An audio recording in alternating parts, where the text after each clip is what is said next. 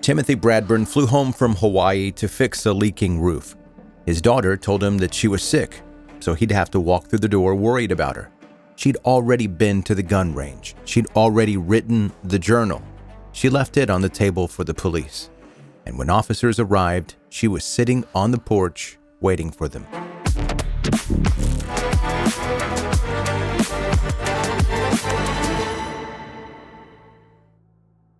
Most people coming home from a long trip spend the flight thinking about their own bed, getting back to their own kitchen and whatever small comfort that they'd been missing. Timothy Bradburn was 68 years old, flying back to Spokane, Washington from his condo in Hawaii. And based on everything we know about him, he was probably thinking about a leaking roof. That's who Timothy was, a man with practical concerns and a grief that he'd worked hard to move through. When his wife, Garland, died from lung cancer in 2019, he didn't fold. He got on a plane and built something resembling a new life in Hawaii. He found people to talk to, people who, in his daughter Alyssa's own words, weren't as broken. He came back to Spokane in June of 2024 because the house on North Cochrane Street needed maintenance. And that was the sort of thing Timothy showed up for. He walked through his front door with his suitcase in one hand and his keys in the other. He never set them down. To understand what happened in that entryway, you need to know who the Bradburns were first. Timothy and Garland raised 2 kids in that house on North Cochrane Street in northwest Spokane. Trace, the older one, left for college in Idaho and built a life there. Alyssa, born in 1992, stayed. That detail, the staying, is going to matter more than it sounds like it should. As the kids grew up and Timothy and Garland started traveling more, the family home gradually became Alyssa's world. They gave her the master bedroom, covered her financially and emotionally. And Trace would later testify under oath that his parents would do anything to make sure that she would be successful. He said it without bitterness, at least not yet. He said it the way you describe a fact about the weather. By any outside measure, this was a close family. Timothy went to Trace's wrestling matches when the kids were young, and he and Alyssa had a sword-fighting hobby together. That's not something most dads sign up for, but Timothy was that dad. Garland was the center of gravity in the way that most moms are. And then in 2019, she was gone. Garland's death seemed to be the point where everything in this family quietly began to come apart. Timothy processed it by eventually finding his footing in Hawaii. Alyssa processed it alone in Spokane in a house that had become hers by default. And somewhere in the years that followed, something started to shift in a way that would turn out to be irreversible. Trace had picked up on something years earlier. Back in 2015, he made what seems like a reasonable suggestion to his mother. Maybe Alyssa, a grown adult living rent-free in the family home, should contribute financially. Alyssa left him a voicemail. She told him word for word, quote, "I tell people I never had a brother. I wish you were dead." After that, the siblings essentially ceased to exist to one another. Outside the family photos they posed for during Garland's illness because their mother asked them to. That voicemail tells you something about how Alyssa handled conflict. She didn't negotiate or push back. She ended things entirely. Now, I'm not saying that that's a good way or a bad way to handle things. Honestly, it's pretty similar to the way that I handle conflict. But if you add that to what's to come, it becomes a little more concerning. And there's one detail in this case that I don't want to rush past. At some point before June 2024, Timothy told Trace that Alyssa was having, quote, weird memories, and that he was worried about her. He didn't elaborate, and Trace didn't expand on it at trial, but those 2 words do a lot of work in what comes next. Weird memories. Because on the night of the murder, when police arrived at the North Cochrane Street house, Alyssa told them her father had been abusive for years. She said he shot at her dogs with a BB gun, and then she said something that landed a little differently than the rest. And this is quoted directly from the court documents. Quote, "He never quite hurt me for a long time. He raped me when I was a baby girl. I blocked up the memory for so long." There were, she explained, repressed memories that had come back to her. No physical evidence supported any of it. Trace testified that he had no knowledge of any abuse ever and never saw his father hurt the dogs or anyone else. And Timothy himself had already told his son about Alyssa's memory distortion before ever boarding that flight back home. Her defense attorney would later describe her as someone who, quote, sometimes blurs fantasy with reality. Alyssa had been planning this for roughly 3 weeks before Timothy came home. She visited a gun range and got some help loading the firearm. She practiced her aim inside the house with the safety on, in the same rooms where she lived every day. She wrote a journal documenting what she intended to do and then left it on the table for the police to find. She wrote it all down, staged it as evidence, and then waited for the man to walk through the door. That's the very definition of deliberate and cold. She told her father that she was sick, which is how she got him to walk through the door already worried about her. She locked her dogs in the laundry room because she loved those dogs. She put on safety glasses and earplugs in her own home, which means somewhere in her mind she was approaching this the same way that you'd approach any task, requiring focus and proper equipment. And then she waited. Timothy came through the door with a suitcase in one hand and his keys in the other, walking into his own house already worried about his daughter. And then she shot him 4 times before he could set anything down.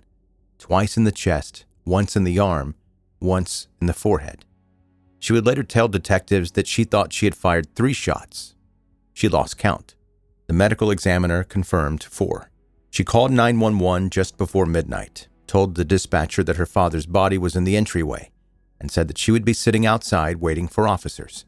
And then she went out and sat on the porch. The trial opened in February 2026, and if you're looking for where this case gets genuinely hard to categorize, it's here. Alyssa smiled steadily throughout, consistently enough that prosecutors specifically noted it. She testified that she, quote, enjoyed the trial experience, but felt that she deserved to be punished and would accept whatever came. From the stand, smiling, she said, quote, I killed Tim Bradburn, and I am guilty. I'm not afraid anymore. I'm okay with going to prison for however long. She also said that she hadn't wanted to take a plea and slink off because that wouldn't have felt fair to everyone involved. She wanted the trial, the full public accounting, whatever it was giving her. Judge Julie McKay would later say from the bench that the proceedings had felt like as if Alyssa believed she was on a stage and the rest of them were just in the audience. On the stand, she also said this about her father. Yes, he made mistakes and things were done, but he was a man who did the best he could when he was there. He lost his life. I'm not going to take his memory too. She said that while also smiling. After her brother Trace testified about a loving family and parents who gave Alyssa everything, she withdrew her self-defense claim, saying that his testimony led her to decide she didn't need to defend herself. She didn't say the memories were false. She said she didn't need them. And that is a meaningful distinction. Whether what she described was real or the product of a mind that had been losing its grip on the line between memory and something else, she set it aside as a choice and left it there. Her attorney said to the jury, what Alyssa Bradburn did to her father was heinous. It was terrible. You have every right to believe she's a monster. But the Alyssa Bradburn I've known for the past 20 months is not that. She's complicated, and there is very much more to her. Trace spoke at sentencing. He told the court his father never did anything to hurt anybody, and that the false accusations against Timothy had deeply tarnished his memory. He said it just guts him every single day. The judge sentenced Alyssa to 340 months, just over 28 years in prison, along with a permanent no-contact order with her brother and 3 years of community custody after release. At sentencing, Alyssa smiled. She declined to make a statement. Timothy Bradburn flew home from Hawaii to fix a leaking roof.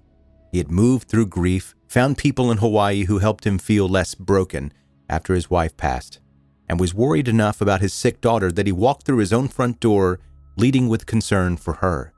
He was still holding his suitcase when she shot him.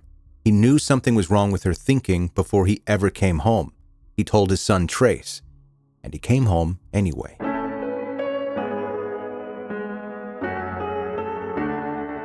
Thanks for listening to 10-Minute Murder, bingeable true crime stories. I'm Joe. Hello. I'm the host. And here's an email. Subject: how many tabs do you have open? Hey, Joe. When you're researching a case, how many browser tabs do you usually end up with by the end? I feel like mine would spiral out of control after about 20 minutes. I'm picturing one case leading to 6 side stories, and 30 tabs before you ever even know what happened. Matt in Temecula, California. And Matt, TBH, this podcast could very easily be called Open Tabs with Joe, because I got hella tabs. Obviously, every story's different. The details, which you can find and research online, they're all different. But on average, probably between 20 and 40 tabs. And then I'll open I use a Mac, so I use the Notes app in the Mac to type out notes. So I'll have that one open also on another screen. So I'm just like typing and I'll have a whole browser open on the other side with all these tabs open. And it gets confusing, but that's the way I've done things from the beginning. So that's how I know how to do it. But yeah, a bunch of tabs, all the tabs. There's probably an easier way to do it, but I don't know about it. And even if I knew a different way, I probably wouldn't, because what I'm doing now seems to work. Thank you for the weird question, Matt. And I appreciate weird questions. If you're brand new to this podcast, make sure you hit subscribe wherever you're listening right now. And for some people, that means subscribing in multiple places.